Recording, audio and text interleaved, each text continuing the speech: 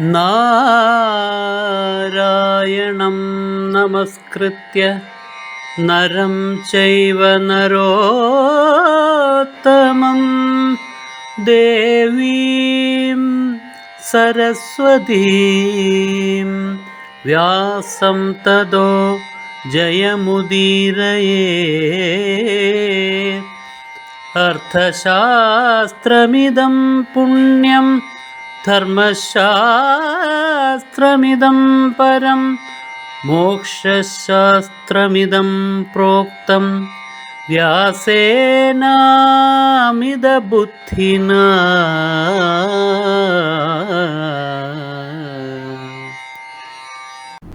ഇതാ 13ാമത് വർഷം വരെയാണ്. പാണ്ഡവന്മാർക്ക് അജ്ഞാതവാസത്തിന്റെ സമയമാണ്. ഇത് കഴിഞ്ഞാൽ അവർ രാജ്യം ചോദിക്കും. കൗരവന്മാരത് കൊടുക്കില്ല. അതിന്റെ ഫലം അനിവാര്യമായ യുദ്ധമാണ്. അർജുനൻ കർണനെ നേരിടേണ്ടി വരും. ദുര്യോധനൻ അർജുനന് മരുന്നായിട്ട് കണ്ടുവച്ചിരിക്കുന്നത് കർണനെയാണ്. കർണൻ അത് പ്രതിജ്ഞയും ചെയ്തിട്ടുണ്ട് ദുര്യോധനോട്. അത് കർണന്റെ ആദ്യത്തെ ദാനമാണ്. ദാനമെന്ന് പറയുമെങ്കിലും അത് ദാനമായി കണക്കാക്കാൻ പറ്റില്ല. അതൊരു ക്രയവിക്രയമായിരുന്നു. അതിലേക്ക് നമ്മൾ ഇനി വരും. അതൊരു കച്ചവടമായിരുന്നു. അംഗരാജ പദവി കർണന് ദുര്യോധനൻ നൽകി. എവിടെ വെച്ച്? അഭ്യാസക്കാഴ്ചയുടെ സന്ദർഭത്തിൽ വെച്ച്. അർജുനൻ രാജകുമാരന്മാരോട് മാത്രമേ യുദ്ധം ചെയ്യൂ എന്ന് കുലഗുരുവായ കൃപാചാര്യർ പറഞ്ഞു. അതുകൊണ്ട് കുഞ്ഞെ, അർജുനനെ ഇവിടെ വന്ന് വെല്ലുവിളിക്കുന്ന നീ ആരാണ്, ഏത് കുടുംബത്തിൽ പിറന്നവനാണ്, അത് ഇവിടെ പറയണം. അപ്പോഴാണ് കർണൻ ആരാണ് എന്ന് പുറത്തറിയുന്നത്. കർണൻ ലജ്ജിച്ചു. താൻ രാജകുമാരനല്ല എന്നുള്ള കാരണത്താൽ ലജ്ജിച്ചു. രാജകുമാരനായ അർജുനൻ രാജകുമാരനോട് മാത്രമേ യുദ്ധം ചെയ്യൂ എന്ന് ആചാര്യൻ കൃപൻ പറഞ്ഞു. ആ സന്ദർഭത്തില് കർണന്റെ മികവ് കർണൻ നേരത്തെ കാണിച്ചല്ലോ. ഈ വെല്ലുവിളിക്ക് മുമ്പായിട്ട് അതിൽ സന്തോഷിച്ചു നിന്ന ദുര്യോധനൻ ഉടനെ ചാടി വീണു കർണനെ തന്റെ പക്ഷത്തേക്ക് കൊണ്ടുവരാനുള്ള അവസരം. കർണൻ ഒരു കാര്യവുമില്ലാതെ അർജുനനോട് യുദ്ധവും പ്രഖ്യാപിച്ചിരിക്കുന്നു. വളരെ നല്ലത്. ഉടനെ തന്നെ എല്ലാവരെയും വെല്ലുവിളിച്ചിട്ട് ദുര്യോധനൻ പറഞ്ഞു, അർജുനൻ രാജകുമാരനോട് മാത്രമേ യുദ്ധം ചെയ്യൂ എന്നുണ്ടെങ്കിൽ ഇതാ ഇനി യുദ്ധം ചെയ്യാം. കർണനെ ഞാൻ അംഗരാജാവായി അഭിഷേകം ചെയ്യുന്നു. അപ്പൊ ഇനി യുദ്ധം ചെയ്യാലോ. അർജുനന് തുല്യമായ സ്റ്റാറ്റസ് കർണന് കിട്ടിക്കഴിഞ്ഞല്ലോ. പക്ഷേ ആ സ്റ്റാറ്റസ് ദാനം കൊണ്ടതാണ്. രാജകുമാരന് ദാനം വാങ്ങിക്കാൻ അധികാരമില്ല.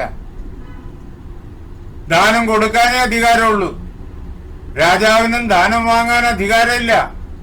ദാനം കൊടുക്കാനേ അധികാരമുള്ളൂ. ഇവിടെ ധർമ്മത്തിന്റെ നിയമത്തെ തന്റെ ഇഷ്ടത്തിനനുസരിച്ച് വ്യാഖ്യാനിച്ചിരിക്കുകയാണ്. ദാനം കിട്ടിയ രാജത്വം. അങ്ങനെ അവിടെ വെച്ച് തന്നെ അംഗരാജാവായിട്ട് കർണന്റെ അഭിഷേകം നടത്തി എല്ലാവരുടെയും മുന്നിൽ വെച്ച്. ഉടൻ തന്നെ കർണൻ എല്ലാവരുടെയും മുന്നിൽ വെച്ച് ദുര്യോധനോട് ചോദിച്ചു, ഇതിന് പകരമായിട്ട് ഞാൻ എന്താണ് അങ്ങേക്ക് തരേണ്ടത്? എന്ത് വേണമെങ്കിലും ചോദിച്ചുകൊള്ളൂ, ഞാനത് തരും. ഉടനെ തന്നെ ദുര്യോധനൻ പറഞ്ഞു, ഒരിക്കലും ഒടുങ്ങാത്തതായ സ്നേഹം, പരിധിയില്ലാത്തതായ സ്നേഹം, പരിധിയില്ലാത്തതായ സൗഹൃദം, ഇതാണ് എനിക്ക് വേണ്ടത്. കർണൻ അർത്ഥം മനസ്സിലായി.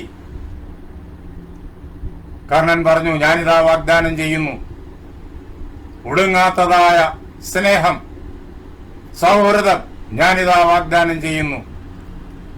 അങ്ങനെ കർണൻ ആദ്യം കൊടുത്ത വാക്ക്, ആദ്യം ചെയ്ത ദാനം, അത് ദാനമല്ല, ക്രയവിക്രയമാണ്. അംഗരാജപദം ഇങ്ങോട്ട് തന്നതിന് ഒരിക്കലും ഒടുങ്ങാത്തതായ സൗഹൃദം, മരണത്തിൽ പോലും പിരിയാത്തതായ സൗഹൃദം, അതിതാ അങ്ങോട്ട് കൊടുത്തിരിക്കുന്നു. അങ്ങനെ സ്വയം ദുര്യോധനന്, ആസുരീ ബുദ്ധിയുടെ മൂർത്തഭാവമായിരിക്കുന്ന ദുര്യോധനന് കർണൻ അടിയറ വച്ചു. അങ്ങനെ കർണന് കൈവന്നതാണ് ആ പദവി. ആ കർണൻ ഇപ്പോ താൻ ചെന്ന് ചോദിച്ചു കഴിഞ്ഞാലും താൻ ആവശ്യപ്പെടുന്നത് തരും. കാരണം അതിൽ അഹങ്കരിക്കുന്നു. ദാനവീരനാണ് താനെന്ന് അഹങ്കരിക്കുന്നു. ഇതുവരെ ആ വാക്ക് പാലിച്ചിട്ടുണ്ട്. എന്തിന്റെ ബലത്തിലാണ് കർണൻ ഈ ദാനവീരത സ്വയം കേമത്വമായിട്ട് കൊണ്ടു നടക്കുന്നത്? ദുര്യോധനൻ കൊടുത്ത ദാനത്തിന്റെ ബലത്തിൽ. അതിനു മുമ്പ് കർണൻ ഒന്നുമില്ല. അയാൾ അതിരഥന്റെ മകൻ മാത്രം. നല്ല കഴിവുണ്ട്, നല്ല വില്ലാളിയാണ്, ലോകം കണ്ട ഒന്നാന്തരം വില്ലാളിയാണ്. ദ്രോണന്റെ അടുത്തും പരശുരാമന്റെ അടുത്തും എല്ലാം പഠിക്കുന്നത് ഇതിന് ശേഷം. പക്ഷെ അതിനു മുമ്പ് തന്നെ ദ്രോണ സമ്പ്രദായത്തിൽപ്പെട്ട ആ വംശത്തിൽപ്പെട്ട പലരിൽ നിന്നും കർണൻ അസ്ത്രവിദ്യ പഠിച്ചിരിക്കുന്നു. ആ മികവെല്ലാം അവിടെ കാണിച്ചു. അർജുനൻ എന്തൊക്കെ ചെയ്തു കാണിച്ചുവോ, എന്തെല്ലാം പ്രവർത്തിച്ചിട്ട് ആളുകളെ അത്ഭുതപ്പെടുത്തിയോ അതെല്ലാം ഭംഗിയായിട്ട് കർണൻ ചെയ്തു. പലർക്കും അത് അർജുനൻ ചെയ്തതിനേക്കാളും ഭംഗിയായില്ലേ എന്നുള്ള സംശയം വരെ ഉണ്ടായി. അത്ര കണ്ട് മികച്ചു നിൽക്കുന്ന പോരാളിയായി തീർന്നിട്ടാണ് കർണൻ ഇങ്ങോട്ട് വരുന്നത്. ഇതാണ് കർണന്റെ കൈമുതൽ. അതാണ് ദുര്യോധനന് വേണ്ടിയിരുന്നത്. പക്ഷെ സമ്പത്തില്ല, സമൂഹത്തിൽ സ്ഥാനമാനങ്ങളില്ല, അധികാരമില്ല. ആ അധികാരം ഇവിടെ ലഭിച്ചു. അതോടൊപ്പം ഖജനാവിൽ ലഭിച്ചു. ആ അധികാരത്തിന്റെയും ഖജനാവിന്റെയും ബലത്തിലാണ് കർണന്റെ ഈ ദാനവീരത മുഴുവൻ. അതില്ലെങ്കിൽ ദാനവീരനാകാനാവില്ല. മറ്റു പലതും ആകാം, പക്ഷേ ദാനവീരനാകാനാവില്ല. അങ്ങനെ ദുര്യോധന കാരുണ്യത്താൽ അദ്ദേഹം ദാനവീരനായി. അദ്ദേഹത്തോട് ദാനം ചോദിക്കാം.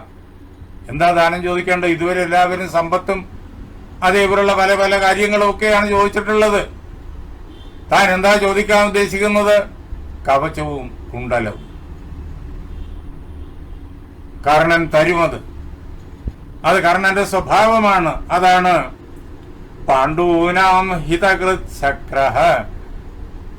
പാണ്ഡുവിന്റെ മക്കളായിരിക്കുന്ന യുധിഷ്ഠിരാദികൾക്ക് നന്മ ചെയ്യാൻ വേണ്ടി ആഗ്രഹിക്കുന്ന ദേവേന്ദ്രൻ, അവരുടെ സുരക്ഷിതത്വവും അവരുടെ സൽപ്പേരും അവരുടെ വിജയവും എല്ലാം ആഗ്രഹിക്കുന്ന ദേവേന്ദ്രൻ കർണം ഭിക്ഷിതുമുദ്യതഃ, കർണനോട് ഭിക്ഷ ചോദിക്കാനായിട്ട് തീരുമാനിച്ചു. ഇങ്ങനെ ഇന്ദ്രൻ തന്റെ മനസ്സിൽ സങ്കല്പിച്ചതേ ഉള്ളൂ, ആരോടും പറഞ്ഞില്ല. പക്ഷേ സൂര്യൻ അത് മനസ്സിലാക്കി. അതാണ് അഭിപ്രായമഥോ ജ്ഞാത്വ മഹേന്ദ്രസ്യ വിഭാവസു. മഹേന്ദ്രന്റെ ദേവേന്ദ്രന്റെ ഹൃദയത്തിലിരിക്കുന്നതായ വിചാരം സൂര്യൻ, കർണന്റെ പിതാവ്, മനസ്സിലാക്കി, വ്യക്തമായും മനസ്സിലാക്കി. കർണൻ ആപത്ത് വരാൻ പോകുന്നു. കർണൻ ആപത്ത് വരാതിരിക്കാൻ വേണ്ടിയിട്ടാണ് താൻ കവചകുണ്ടലങ്ങൾ പ്രത്യേകമായി നൽകിയിരിക്കുന്നത്. അത് ജന്മനാ കർണന് സിദ്ധിച്ചതാണ്, അമൃതമാണ്. അതിനെ ഇന്ദ്രൻ വാങ്ങിക്കൊണ്ട് പോയി കഴിഞ്ഞാൽ പിന്നെ കർണന് സുരക്ഷിതത്വമില്ല. അർജുനന്റെ അമ്പുകൾക്ക് മുമ്പില് കർണൻ കീഴടങ്ങേണ്ടി വരും. ബാക്കി എന്തൊക്കെ മികവുകൾ ഉണ്ടായിരുന്നാലും അതേ മികവുകൾ അർജുനനുണ്ട്. ദിവ്യാസ്ത്രങ്ങൾ അതിലേറെയുമുണ്ട്. കർണനുമുണ്ട് ദിവ്യാസ്ത്രങ്ങൾ, പക്ഷെ അതിലേറെയുമുണ്ട് അർജുനന്റെ കയ്യിൽ. അപ്പോ കീഴടങ്ങേണ്ടി വരും. അത് സംഭവിക്കരുത്. സൂര്യനും ഇന്ദ്രനും തമ്മില് മക്കളെ ആസ്പദമാക്കിയുണ്ടായ മത്സരം നമുക്ക് മഹാഭാരതത്തിന്റെ തുടക്കത്തിൽ ആ അഭ്യാസ കാഴ്ചയുടെ രംഗത്ത് തന്നെ കാണാം. വ്യാസൻ അതെല്ലാം കാണിച്ചു തന്നിട്ടുണ്ട്. കർണൻ അർജുനന്റെ മുന്നിൽ വന്നിട്ട് അർജുനനെ വെല്ലുവിളിച്ചല്ലോ. ആ സമയത്ത് ആ സഭാവാസികൾ അർജുനന്റെ മികവെല്ലാം കണ്ട് ആദ്യം സന്തോഷിച്ചവർ, തുടർന്ന് കർണന്റെ, അവർക്ക് അപരിചിതനാണ് കർണൻ, ആ കർണന്റെ മികവുകൾ കണ്ടിട്ട് അതേപോലെ സന്തോഷിച്ചവർ, അവര് രണ്ടു പക്ഷക്കാരായി. കുറെ ആളുകൾ പറഞ്ഞു അർജുനന്റെ മികവാണ് മികവ്, കുറെ പേർ പറഞ്ഞു കർണന്റെ മികവാണ് മികവ്. രണ്ടഭിപ്രായമായി. അങ്ങനെ ആളുകൾ തമ്മിൽ മത്സരിക്കുന്നു. അർജുനന് പിന്തുണ പാണ്ഡവര് 4 പേര് കൂടെയുണ്ട്. അതേസമയത്ത് കർണന് പിന്തുണയായിട്ട് ഇതാ 100 പേര് വന്നിരിക്കുന്നു. കൗരവന്മാരെ പിന്തുണയ്ക്കുന്ന ആളുകളും പിന്തുണയ്ക്കുന്ന ആ രാജകുടുംബത്തിലെ ആളുകളും ധൃതരാഷ്ട്രാദികൾ അവര് ഇപ്പോഴിതാ കൗരവരെ പിന്തുണയ്ക്കുന്നവരാകൊണ്ട് കർണനോട് വളരെയേറെ സ്നേഹമുള്ളവരായി കഴിഞ്ഞിരിക്കുന്നു. അങ്ങനെ ആ അഭ്യാസ കാഴ്ചയുടെ രംഗം 2 പങ്കായി മാറി. ഈ അവസരത്തിൽ ഇന്ദ്രനുണ്ടല്ലോ, മേഘമാലകളുമായിട്ട് ആകാശത്ത് നിറഞ്ഞു. മക്കള് തമ്മിൽ മത്സരിക്കുമ്പോൾ അവർക്ക് അറിഞ്ഞുകൂടാ അവർ സഹോദരങ്ങളാണെന്ന്. അങ്ങനെ ജ്യേഷ്ഠാനുജന്മാരാണ് ഞങ്ങൾ എന്നറിയാതെ, കൗന്ദേയന്മാരാണ് ഞങ്ങൾ എന്നറിയാതെയാണ് അവര് മത്സരിക്കുന്നത്. അർജുനൻ മാത്രമേ അറിയാവൂ താൻ കൗന്ദേയനാണെന്ന്. കർണൻ കൗന്ദേയനാണെന്ന് അർജുനൻ അറിയില്ല, കർണനും അറിയില്ല. അങ്ങനെ സഹോദരങ്ങളാണെന്നറിയാതെ അവർ മത്സരിക്കുമ്പോ ഈ പിതാക്കന്മാർ ആകാശത്ത് പരസ്പരം മത്സരിച്ചു. ഇന്ദ്രൻ മഴയുടെ അതിദേവതയാണല്ലോ, അദ്ദേഹം മഴമേഘങ്ങളുമായിട്ട് ആകാശത്ത് അണിനിരന്നു.